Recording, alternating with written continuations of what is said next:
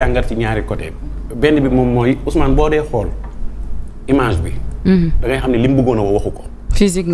physiquement boo ko xoolee da ngay xam ni li mu bëggoon a wax te boo bëggee wax dara te waxoo ko sa kanam lay njëkk a feeñee damaa jàpp ni sax le 8 novembre bi muy wax sax foofu bi muy def bi nga xamee ne amatul li mu bëggoon a wax changé nañ ko wala li mu bëggoon a wax waxu ko ci la wax ni nañu dañ def méga meeting le 8 novembre.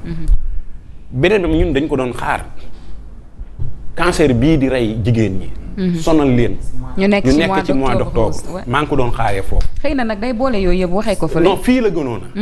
ma wax la benn mbir mënoo feebar ñu annoncé sa feebar mercredi jeudi vendredi samedi nga tàmbali diggante vendredi ak samedi nga tàmbali di jël ay nit ay audience dafa suturaal ki wax ni da koo feebar ndax ñàkk sutura bu njëkk ba mu ko waxoon damaa feebar mu génnee dama ko doon tappale bii mu suturaal ko. parce que xam na ni après coow li ci dootul dem ci moom mais ci ku jigéen ki waxoon ni dafa feebar ci coow li ci lay moom lay dem. Ousmane li mu bëggoon a wax lépp waxu ko mais fi ñu ko doon xaaree ñun Sénégalais yi. ñëw fa. mooy dund gu seer gi woyefal gu metti gi cancer ci jigéen ñi leneen ak leneen lañ ko doon xaare mais foofu yëpp waxu ko beneen bi le 8 novembre ku jàpp ni opposition bi lay moo tax mu mobiliser. deful ak lenn opposition mën na leen a nag woddoo.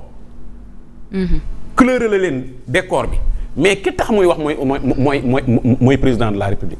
da ko wan ni ko mbooloo mi tey lañ ma gën a gëm xale yi mën la ñuy déglu sa ëllëgu doonaat président de la république ci man mii la nekk.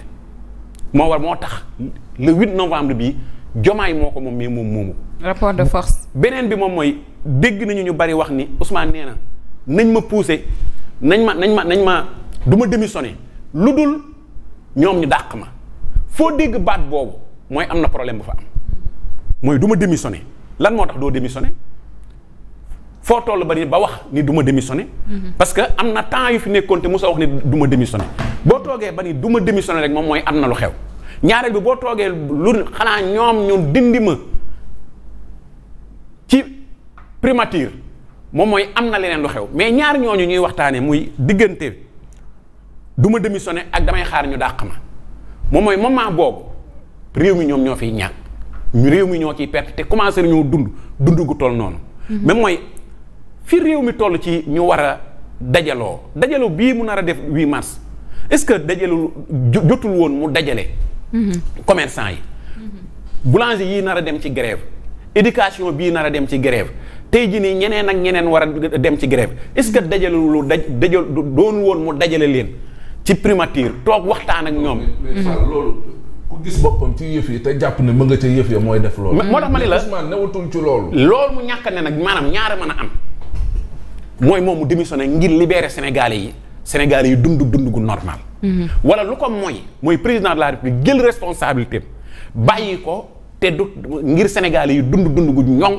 dund goo xam ne dañ koy xaar mais fii ak maa ngi gore ni du ma ko bàyyi fii ak maa ngi xaar mu dàq ma loolu Sénégalais yi ñoo ciy perte kenn nañu perte woon ci mu njëkk te moom te bii mooy gën a raw. ndax décision yëpp ci ñoom ñaar la nekk. te problème mënta ñàkk bañ a am parce que contresigné yu bari moo ngi ci PM. et ce serait te nee nañu du sàmba rek. mais ñàkk a wekk pour daaneel rek Nafi. mooy ñàkk a wekk sa kilifa. mooy muy jël ay décisions yoo xam ne yow ci boppam doo ko appliquer. et ce qui est bizarre Feuz mooy man ci li ma gis mu défilé wu pendant le week-end sur la sortie du premier ministre mooy vraiment on n'entend plus un mot sur les rapports qui est vraiment un sujet très important boo xamante ni nii pratiquement moo jëloon le devant de l'actualité toutes ces semaines dernières on n'entend plus un mot sur les surtaxances bu weesoo Bougane mi nga xamante ni mi ngi répliquer di sàkku à ce que ñu dindi yooyu les taxes wala ñu annuler ko n'est-ce pas une nouvelle manière bu ñu ko mën a woowee noonu de faire de la diversion pour que nit ñi aussi jàll ci leneen passer à côté des priorités. moo tax Nafi saay bu Ousmane Sonko yëkkatee kàddu wax rek man damay laaj sama bopp kii est-ce que réellement bëgg na réew mi. est-ce que réellement bëgg na Sénégal chaque jour c'est la question que je me pose saay bu yëkkatee kàddu wax nag laa wax sans exception toutes les sorties yi mu amal ci réew mi man après damay laajte est-ce que kii bëgg na réew mi est-ce que réellement réew mi ñor na ko est-ce que du boppam ci doxal ci defaral boppam rek la nekk est-ce que du ci préserver ay intérêt rek la nekk à chaque fois je me pose cette question moo tax j'ai un message boo xam ne wallaahi samedi laa ko bind muy metti sama biir bi boobu ba tey ma bëgg koo yeggee Ousmane Sonko te mënuma ko koo yeggee ndax démb dimanche la. waaw message la je vais lire ça. Monsieur le Premier ministre, le Terra Meeting annoncé pour le 8 novembre interroge. Surtout au regard du contexte actuel, est-ce vraiment le moment opportun pour une telle démonstration politique alors que la majorité des Sénégalais vivent dans une situation de précarité et d'inquiétude croissante? Les citoyens sont aujourd'hui confrontés à la cherté du coût de la vie, à la flambée des prix des denrées de première nécessité, aux coupures d'électricité récurrentes et même à l'augmentation des taxes et frais sur l'eau et l'électricité, les achats dans les grandes surfaces ou encore les transactions via les plateformes de transfert mobile. Dans un tel climat, Monsieur le Premier ministre, ce dont le pays a besoin, ce n'est pas d'un rassemblement politique, mais de mesures concrètes capables d'alléger le quotidien des Sénégalais. L'urgence, c'est l'action, la réaction, la création d'emplois, la baisse du coût de la vie, le renforcement du pouvoir d'achat des Sénégalais, la mise en œuvre de projets tangibles qui répondent aux attentes réelles du peuple. Les Sénégalais n'attendent plus des discours politiques, encore moins des débats tournés vers le passé. Ils veulent des solutions. Les adversaires politiques ont fait leur temps et ont prouvé. Maintenant, c'est à vous, toi et ton gouvernement de prouver et de faire votre temps. Won Sénégalais yi ne ñun da ngeen ñoo fal dañoo mën ñun da ngeen ñoo fal dañoo ñëw pour wàññi li nga xam ne moo doon diis seen ay mbagg te tegu ci woon ñun on est là pour yëkkati ko tegal leen ko ci suuf. maanaam askanu Sénégal li ñu soxla jamono jii dans un moment boo xam ne précarité bi maanaam dund gi metti na dund bi cher na pouvoir d'achat bi depuis bi nga xamante ne plan de redressement économique social bi ñëw na ne woon naa leen ne pouvoir d'achat bi dafay gën a wàññeeku mais on n'a pas besoin de ça. yi lu mu cher sénégalais bi nga xamante ne dafay nekk di liggéey li mu soxla mooy pouvoir d'achat mu am lu mu jëndee ji li ñuy jaay lu mu cher dañ koy jëndi te ku ne xam na ne Ousmane Sonko Sénégal jox nañu ko lépp ñi fi jaar mu leen di gàkkal mooy Macky Sall ak gouvernement mooy avant Macky Sall gouvernement bu si ñëw am na loo def ci réew mi gouvernement bu fi ñëw won nga sénégalais yi ne mën naa jëlee naa Sénégal d'un point A yóbbu naa ko d'un point B. Maintenant wax ji bari na torop. Ousmane Sonko dafa def ay gatsa ak gouvernement bi fi nekkoon Sénégalais yëpp àndandoo rangé wu ci ginnaawam deselatuñ ko dara du ma tàyyi ci di ko wax moom moo ñu yoreel actuellement li mu ñu yoreel mooy na jëlee Sénégal ci situation bii mu nekk yóbbu ko ci beneen situation. coupure d'électricité na fi gëjoon na fi. daf fi gëjoon lool sax dund gu cher gii Macky Sall 22 jours la def ci nguur gi wàññi dund gi.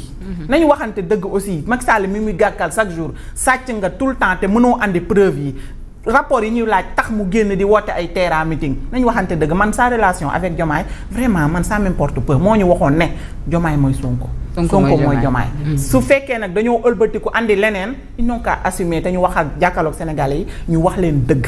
mais gis nga naxante gii ñu nekkee wiiri gii gis nga wiiri jaari ndaar loolu nañ ko xam. tôt ou tard dañuy agsi et li nit ñi di ruumandaat boobaak léegi ñu foog ne nit ñi xamuñu li xew mais nous on sait ce qui se passe ndax ci réew mi la ñu dëkk. on sait ce qui se passe ça ne va pas li am au sommet de l'État ñëpp xam nañ ko c'est visible à l'œil nu ndaxte ñoom ci seen bopp ñoo ko wane. c'est flagrant ku gis Ousmane Sonko samedi daan ko gis. xam nga ne li wàññeeku bari na lool. te nag gis nga nit boo taxawee ci seetu yow dong sa kër sa biir néeg nga sumeeku ba seet ne dungu jàkkaarloog sa seetu xool sa bopp di nga xam yaay kan. loolu la olof di wax ku wéet xam sa bopp. kon nag soxlaatuñu gat sa ngaak ñi fi nekkoon ci pouvoir bi di gat sa ba ñu andi la ci pouvoir bi nga bëgg a wëlbatiku di gat sa ak Diomaye mi nga ne ñu woon yaay Diomaye mooy yow nañ waxante dëgg nag Sénégal. Aïcha bu ñu avancer dans la même foulée Bougane dëxëñ ñaxtu askan wi yëpp bokk na ci wax naa ko léegi cherté de la vie surtaxation yi bokk na ci déguerpissement yi bokk na ci coupure courant yi woote la même date ñaxtu national Momo. Ça fait le charme de la démocratie. Oui parce que Bougane d'abord Bougane bu ñu fàttalikoo bi waa Bakel amee jafe-jafe moom moo jëloon initiative moom ak waa Sàmm Sa Kàddu ne ña ngi fay dem ñu tere leen.